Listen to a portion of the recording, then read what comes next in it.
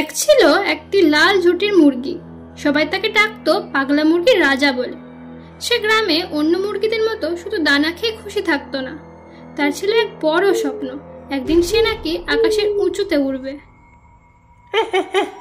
এ মুরগি আবার আকাশে উঠবে? ওর ডানা দিয়ে শুধু দোলন ঝাপনি হয়। সবাই বলছে আমি পারবো না, কিন্তু একদিন আমি আকাশে ঠিক উড়ে দেখাবো। হ্যাঁ, শুনলাম নাকি তুমি আস্তে আস্তে আকাশে উঠতে চাও। হ্যাঁ হ্যাঁ হ্যাঁ, আমার খুব ইচ্ছা আকাশে উঠতে পারার। আমি তোমাকে উঠতে শিখাবো আস্তে আস্তে, বুঝলে? হ্যাঁ, আমি বুঝতে পেরেছি, আমি মন দিয়েই শিখবো।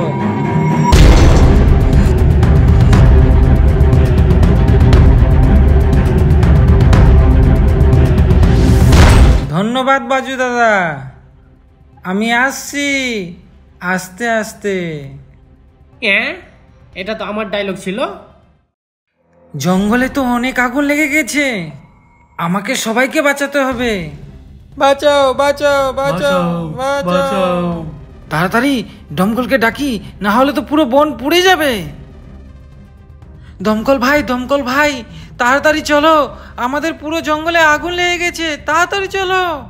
আচ্ছা চলো চলো, আমি এখনই আসছি, একদম চিন্তা করো না, আমি বনে কোনো পশুর ক্ষতি হতে দেব না। সমস্ত বন্ধুকে আমি এখানে ডেকেছি একটা কারণ বলার জন্য। এই মুরগির জন্য আমাদের জঙ্গল সুরক্ষিত, তাই আজ আমি সবার সামনে এই মুরগিকে একটি উপাধি দিচ্ছি। আজ থেকে এর নাম মুরগি রাজা। জয় হো জয় হো মুরগি রাজা কি। এত কিছুর পর আমি একটাই কথা বলবো, তোমাদের এত ভালোবাসার জন্য অনেক অনেক ধন্যবাদ। কিন্তু আমি এটাই বলতে চাই, চেষ্টা করলে আমরা সব কিছু করতে পারি, সে যতই কঠিন হোক না কেন।